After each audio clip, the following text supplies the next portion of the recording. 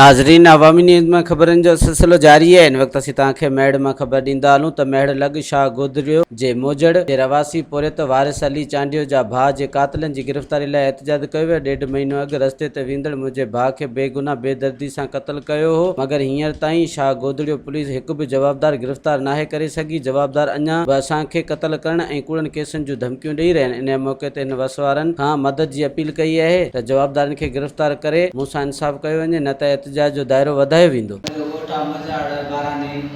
शाह गोदरियो लॻ मुंहिंजे भाउ जो मर्डर थियो अज़रबक जो तक़रीबन 1.5 महीनो थियो आहे।